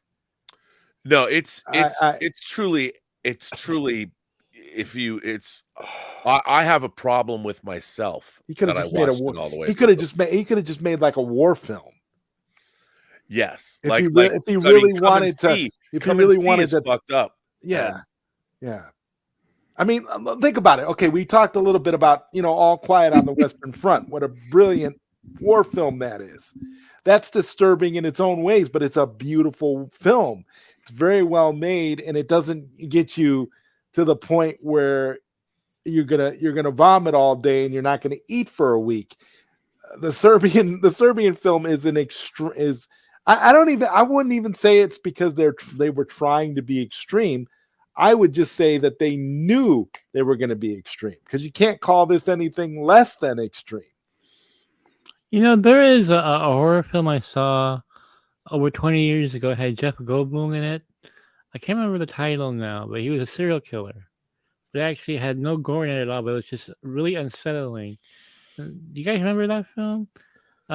He's Jeff Goldblum? Jeff Goldblum was in it, and he goes, yeah, I know where the bodies are buried, and it's called Mr. Something, Mr. Oh yeah, Rob knows. Oh, hang on, I'll find it. It's not Hideaway. You got it on the shelf somewhere. Yeah, Blu-ray there somewhere. Watch. The Blu-ray. Hang on. Let's see. Mr. Frost. Mr. Frost. That's it. That's a brilliant film. There's no violence in the film. Yeah, it is a good movie. I haven't thought about that in a long time, by the way. Do you have it in 4K? No. I do not, but I do not. I do not have it. But that would be a good one to get. You know what a really disturbing movie was? Justice League. The fans got effed. Yeah. I would say Justice League was disturbing. I would say. And just like I have to tell you, film, I can't watch it. When I went and saw, like, the Justice League is my favorite. When I was a kid, it's my favorite. It was the only comic I collected. Yeah. My favorite super team. And I was so excited to see the Justice League movie. It was so unpleasant watching the original cut of that movie in the theater. Yeah. I hated it so much. I was very, very, very, very, very upset. I didn't like it at all, but I loved the Zack Snyder version of it. Yeah, I saw it in the theater too. Unfortunately, I saw Inhumans in the theater. I'm one of the few people Oh, that did saw you go it. to the IMAX I screenings? went to the IMAX screening The first. weather Oh was Yeah, man. nice that day. it was nice. That's before my stroke. I went with my cabbie. We saw it together. No one wanted to go with me. My cabbie went with me. He's like, and he didn't know the TV show. He thought it was an actual film. So when it ended the way it did, he looked at me like, "That's it." Like, oh, it's a TV show. Like, what? But yeah, that's how much of a Marvel fanatic I was. I went so there's like two people in the theater, just me and my cabbie. There was no one else there. Oh wow. That's gotta be amazing to have the whole theater to yourself. It was a You good can movie. literally have a discussion while the movie is happening because there's nobody else there. There's no one there. Fourth 1000 says, I'm sure people who label a Serbian film on their social media as a favorite are on some sort of FBI watch list somewhere. Oh yeah. I mean, I'm sure. Oh my God. Well, is that on a streamer? Do I have to buy this movie? What, a Serbian film? Yeah, I want to see it now. Yeah, It no, is. I don't have it. I mean, You know what? You know what's really interesting? Just watch the trailer. Just the Yeah. red band trailer. It'll give you enough. You'll be like, I don't even. It sounds like an endurance test of some sort. Here's the thing. When you're watching it, it's it's good. Yeah. You know, that's the thing about it's actually got a good story until it gets into all the and you're watching it, you're following along, you're like, okay, and then it gets really then it gets really bad. Because I've never seen the human centipede that people are also saying it's an endurance test. Is that as bad as what they say? Of which one? The human centipede.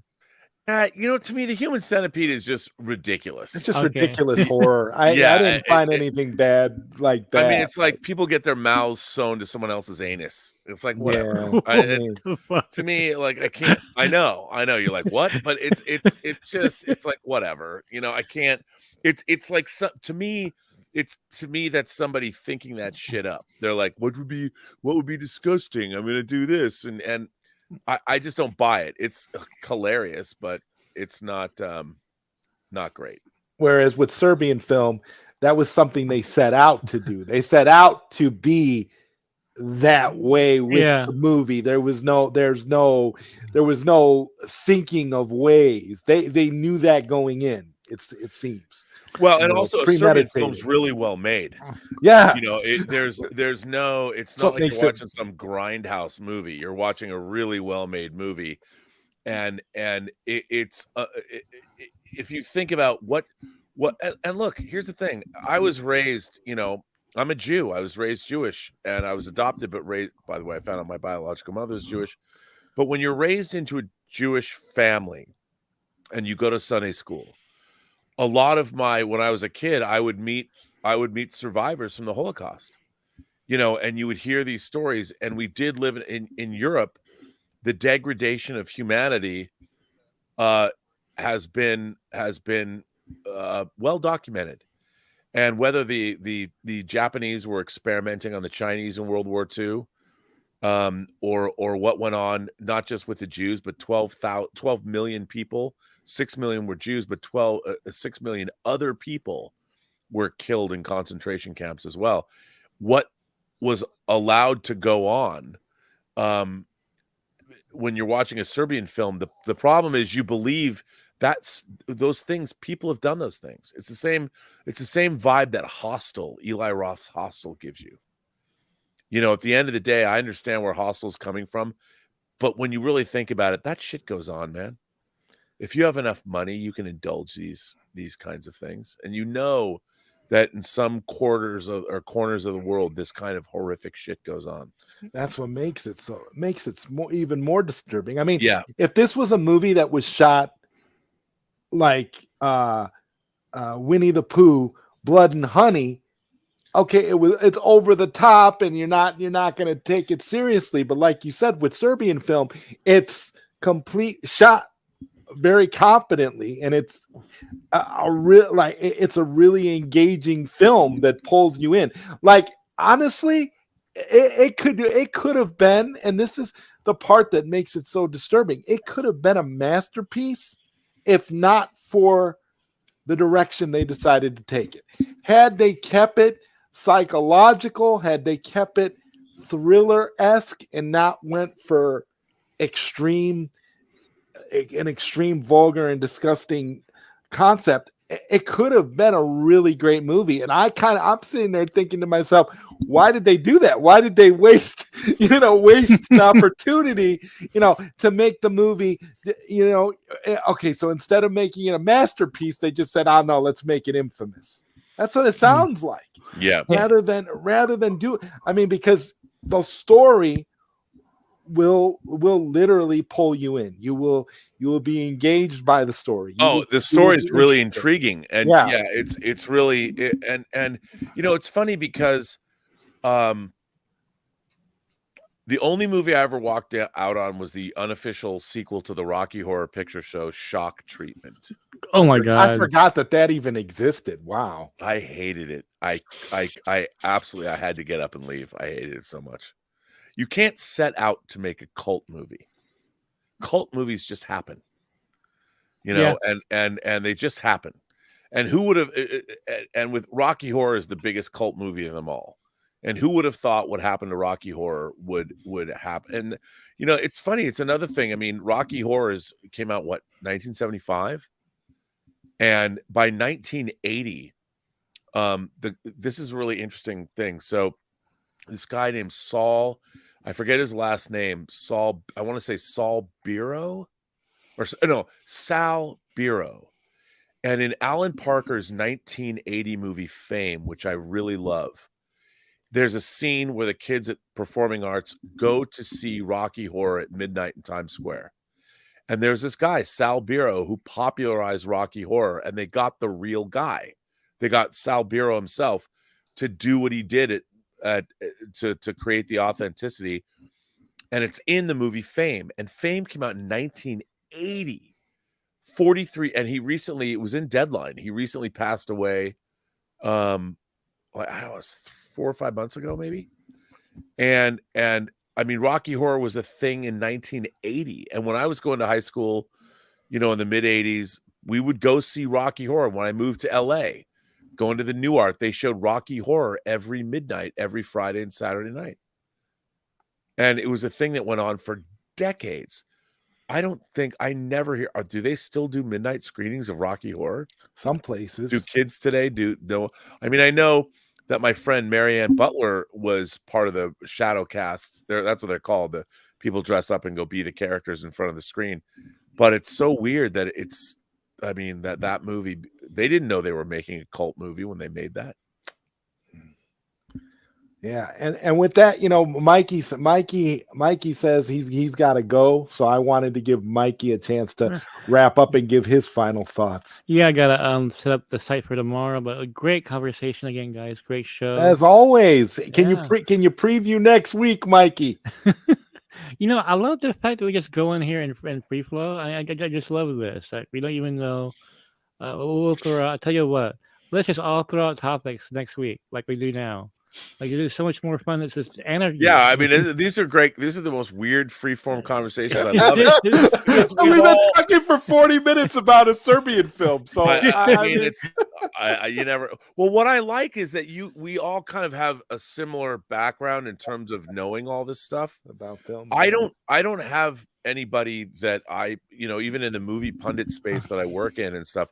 I don't have anybody I can have these conversations about because I don't know anybody that knows what this stuff is. Same here. None of my friends are in the movie pundit space. I'm sure there's people who do in their own, but not in the sort of where I live. Nobody knows about this stuff. Well, it's a generational thing too, because you guys are around my age, so you guys know all this. You guys grew up on this. I do have a topic for next week. Just throw it out there. Most inappropriate date movie. I have. Can I throw that out? Yeah. So many. I took a date to see Penelope Spheris's The Boys Next Door, Oh my god, I love that not film. knowing what it was about. I had no idea. I'm like, yeah, Penelope Spheris made The Rise and Fall of Western Civilization and the Metal Years. And I'm like, let's go see. It's Charlie Sheen's in it and Maxwell Caulfield are in it. It's called The Boys Next Door. Let me tell you, 2 serial killers. that was the last date I ever went on with her. Yeah, and you know what? 300 isn't a very good movie to take a girl to see either. Well- I'm just kidding. And it's for a different reason. Next week, I'll tell you about how this girl took me to see The Audition, the Korean horror film. Oh yeah. Oh, which my. also falls into No, the that's most. Japanese. It's It's Japanese. Okay, Yeah, it fits yeah. in the whole disturbing. Oh, by the way, that has one of the greatest scare moments in the Yeah. history of film when she's on the phone and the bag behind her moves. Yeah. The like burlap bag. That is one of the great. That movie's fun, and that's Takashi Miike. And just on a side note, we could also talk about what a great date movie is, and I'd like to just throw a movie out there. Tommy Wiseau, The Room. It's the greatest date movie of all time. Oh my god! All right, guys. All right, Mikey. Have a good night, Rob. All right. See you guys later. All right, later. You take care. Thank you. And that was the great Mikey Sutton. Well, that was good. Dreamwalker. That was awesome. It's just so great, man. Like I said, man, it's like that symbiotic relationship thing going on here. Well, no, and I didn't know we were going to wind up talking about a Serbian film for 45 minutes or whatever. And now, what's funny? I don't even know anyone I don't think anyone in my friend circle has even seen it. No. Which is probably a good thing. I'm glad, I'm glad the same way that I don't have any friends aside from you. Well, I do. I have one other friend, Graphic Vandalism, aka Johnny Alpha. I shouted him out earlier. He was talking about the film, and I was curious, so I decided to watch it. And I wish I didn't. But Neil Sevens with the $5 super chat says, if any, what was the last movie that you walked out on? Mine was Machete Kills or movie 43. Yeah, those are bad. I walked out of, I had taken a woman on a date. We'd gone out to see, this was a long, long time ago, Where the Wild Things Are. And we walked out of it. It was a horrible movie. because I love the book. You're talking about the Spike Jonze version with the animated. We walked out.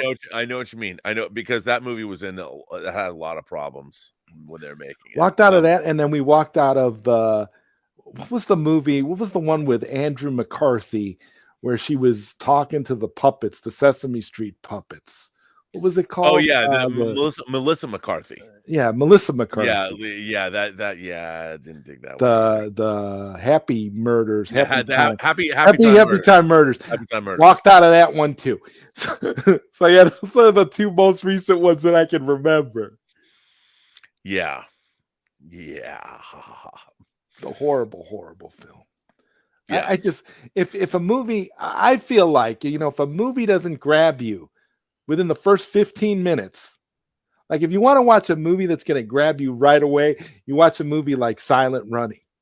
That movie will grab you immediately. Yeah. Watch a movie like The Swimmer. That movie will grab you immediately. But wow, I don't think that there's any other place on YouTube where somebody would bring up The Swimmer and Silent Running at the same time. Kudos to you, sir. Hey, this is what it's about. We talk about real cinema here. We don't just talk about true, man. I mean, and I gotta say, it does get a little frustrating, I guess, because I'm getting older. But I'm surprised. I never want to be, because people always send me the old man shouting at clouds meme from The Simpsons when I'm talking about Star Trek. But I am surprised at how, like, when we were growing up, we would watch anything and everything, black and white, color, foreign, domestic. It didn't matter. Like we would, I mean, there was an idea like we have to see. To me, it was I had to see every single science fiction, fantasy, and horror or cult. I had to see it all. I had to see everything. It didn't matter where it came from. It didn't matter if it was subtitle. I didn't care. And I don't feel that way. I don't meet nowadays. No one is truly interested in anything that's less than 25 years old. It is so difficult to get anybody interested in any of these movies. And it kind of frustrates me. Well, the younger generation has, their phone and TikTok. Well, yeah, that's more. Yeah. And that's more. And that's why. And this was a topic I wanted to bring up with you and Mikey, and I forgot. I feel nervous for the preservation of cinema the further along we get, as we see what's going on now. Because it's like the people that are running things now, that are preserving these things, are us. Where our people are running these things now and are putting these things out. But as time goes on, that preservation is going to become less and less important. Well, what I found interesting about the 21st century, and I talk about this all the time, I think about it all the time, is that we as people that were interested in entertainment, we were looking outside of ourselves to find truth in art. To be somebody who likes art, like I go to the symphony, I go to ballets, I go to plays. I don't just go watch movies. I go to anything that human endeavor, the arts. I love the arts. Painting. Elizabeth, my girlfriend's a fine artist. She's a painter. So I love the arts. I've always looked outside of myself to the arts to find truth. Nowadays, we have what I would call a navel-gazing culture, where everybody has their phone and they can program, they can curate whatever they want. So everything is all about them. It's all about, no one's looking outward. Right. Everyone's looking them, like, and it's all about what can come to me. Even video games put you're the protagonist in the narrative. Yeah. And so there's what I fear is that if no one is looking outside themselves to find the great truths of life and what is the meaning of life, you're never going to find it if you're curating all the information that's coming to you. You're never going to find it if you're not willing to talk to somebody who has a different opinion than you. And now, even people's outrage and activism is like, I'm going to join this group because I want people to affirm, come to our group, we'll love you. It's all about getting that affirmation. Everything is about me, me, me, me, me, me, me. They talk about the 70s being the me generation. The 21st century has become, it's about the individual. Every single person thinks they are the fucking center of the universe. Yeah. And it really is problematic because our civilization, part of how our civilization is structured and the very basis of our civilization, Western civilization, is about the sovereignty of the individual, that every individual is important. But that doesn't mean that everything the individual desires is important. But every unique individual is supposed to look out and contribute something. And one of the things I like is about life is we have the power to do whatever we want. Now you have young people who want to get rid of free speech, young people who want to be collectivist. Well, communism just hasn't been applied correctly. Okay, you haven't gone to school enough and you don't know your recent history, and collectivism will snuff out the human spirit, and it causes authoritarianism to exist. And it's the worst thing in the world. Kids want it because they're lazy. And you also see a lot, what I see a lot on YouTube. This is one of the things that's really, really bothered me. And yes, I saw The Devil is a brilliant film. By the way, Stocks Bulletins talking about Thief is one of my favorite movies of all time. And when I first went to Chicago, I went to the Green fucking Mill. And I was so excited it was still there, and it was awesome. There was a jazz band playing. It was like, this is the greatest thing ever happened to me. Yeah, I have you ever when you've come to Chicago, have you ever been to the Music Box Theater? No, I've only been to Chicago twice. I came when Free Enterprise opened there, and then I was there. I went to see a girl there over Christmas and New Year's Eve of in 2009 to 2010. Oh, okay. Well, yeah. Hey, And hey, that was a good hey, trip. at least you had a good trip. I stayed at the W over, Yeah. overlooking the wharf. It was awesome. Yeah. I had a really, really good trip. That was a great New Year's Eve. But what I'm seeing more and more of, Rob, with younger on YouTube, is that they all talk like they know everything and they have the moral high ground in Oh yeah. everything. The Yeah. things that they find, the things that they find offensive, and then the things that they always preach not to be judgmental, but they're some of the most judgmental people that you'll ever see. It's incredible to me, and I'm seeing it more and more throughout, in that type of space when it comes to, like, cinema and what's right, and the whole, it's like the groups that you have now trying to ban books and trying to edit certain movies and trying to bend things to what the popular morals of today's society are supposed to be. And that's really, really frustrating, which is what has me scared for the preservation of cinema in the future. Well, I mean, like I've often talked about, mused about the fact that if somebody knew, like, just came in and looked at my film collection, I don't think they would understand why do I have some of the great works of cinema and also a Serbian film. Why do I have a beautiful 4K box set of A Thriller, A Cruel Picture? Why do I have, and to me, all of it is in a continuum. I mean, human beings are awful. We are the worst scourge on the planet Earth. The way we've treated each other throughout history, we are terrible, awful. Well, there's a reason why the Earth keeps trying to get rid of us, Rob. Right, but on the other hand, we're also the most wonderful creatures on the Earth. There's an incredible dichotomy, Yeah. and we, I keep thinking back to, so there's this book by this Israeli historian named Yuval Harari, and the book is called Sapiens, and I'm kind of obsessed with it. I read it. I think Elizabeth gave it to me, and I got it. And Sapiens is basically the 100,000-year history of humanity up to the present day. But in a truncated, it's a wildly entertaining book, really fascinating to read. And at the end of the book, Yuval Harari asks the reader, really, what the human race, and there's only one race of people on this planet, the human race, the human beings. We're all the same race, just to be clear. There's different ethnicities, but it's one race. So we, as human beings, need to ask ourselves, what or who do we want to be as a race? Who are we?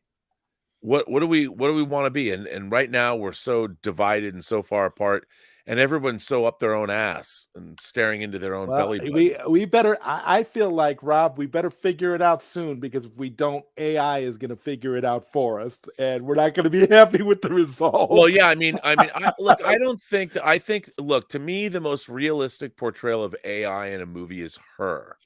I agree. When the operating systems are by the way, one of my favorite, again, in terms of modern science fiction, one of my favorite things in any movie ever is when Joaquin Phoenix finally realizes that the operating system that he's fallen in love with, Samantha or whatever, when he asks her on the steps of that subway tunnel to go into the subway or whatever, how many other people are you talking to?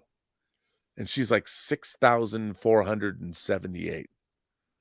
And when I saw that movie, it was one of those moments where my heart sank, and I'm like, and for him too, I'm like, oh, because we're lulled into believing this beautiful relationship with this AI is he's met his dream girl, but the fact that this dream girl is also having a relationship with 6,000 other people because she's an AI, right? It just hit home. And like, when you think about, I don't have a favorite OnlyFans girl. I've never subscribed to anyone on OnlyFans, but I hear all about it and I understand what it is. I mean, we fall in love with these mirages that aren't real. Well, like, for example, for something like that, like OnlyFans, they're selling you the girlfriend experience, but they're selling you the girlfriend. They're selling the girlfriend experience to the world, not just you. So going in, you already know that you don't really have a relationship with this girl, other than it being a financial relationship on your end to her for whatever content. And also, now you have girls who are on OnlyFans. They talk about how they're liberated feminists. Yeah, and they're making the choice to do that. I'm like, no, you believe that, but you have given up a part of your soul. You're giving it away every night, not realizing it. You're literally selling your soul, and it's so. And look, I'm live and let live. Do whatever you want, but the idea that that you think that this is not going to cost you anything is ridiculous. Disturbing, emotional, and petrifying. The Korean version of Old Boy. Well, yeah, Old Boy is another one, and then but that's a great movie. That's also a great movie. I love the Vengeance trilogy. So there's Sympathy for Mr. Vengeance, there's Old Boy, and Lady Vengeance. Yes, I have that, and they're all three of those movies are fucked up. Old Boy was another movie when I was watching. I'm like, oh my god, it wasn't. Yeah, and then Spike Lee remade it for American audiences, and I don't know what that movie was about. I don't either. I just got to the point where I was like, why didn't you just straight up adapt? If you had to remake it, why didn't you just straight up adapt the Korean version with American sensibilities? You didn't have to. I don't know. Wow. When you compare the two side by side, it's not even a comparison. No, it's frustrating. Yeah, I know. But with that, I think we'll go ahead and we'll wrap up tonight's episode of the Wednesday Weekly Late Night Party. We'll be back next week. Yes, sir. And and we'll have more fun and amazing topics to talk about. See, this is the thing. Again, this is a different show than what you will normally get on the internet. You won't see this anywhere else. This is completely unique. No, and I gotta thank you. These are so much fun. Thanks for having me. This is so great. I love this. Always great. And hey, I tell everybody this, Rob. It was your idea to do this, so I was just like, hey, this is great. A perfect way to do it. And I said, you and Mikey have a symbiotic relationship when it comes to the movies and stuff. Well, he really knows his shit. Oh, absolutely. Mikey really, and so do you. Yeah, I mean, and it's fun to have these conversations because I don't get to. There's less and less people I know that know this stuff, and it's funny as the more and more the people in the movie pundit space. There's to be honest, there's not many people that know this stuff. No, because most of the people in the movie pundit space, YouTube is more of a younger crowd. Mm-hmm. And so they wouldn't know this, and they grew up in a time where they're not seeking it out anyway. So it was just a different time. And it's not on there, and it's not on their phone and in their face and easily accessible to them. The way for us, if you started out with VHS and you saw the transition from VHS to there was laser discs, then there was more VHS, then there was DVD, then there was Blu-ray, now there's 4K. The evolution of physical media isn't important to the younger audiences, and that's the problem. They don't need that. Again, we're in a digital world. So, but on that note, much love to everybody. Thank you so much for being here, everyone, and we will see you next week. Good night. See you next week, man. I got to jump on another stream.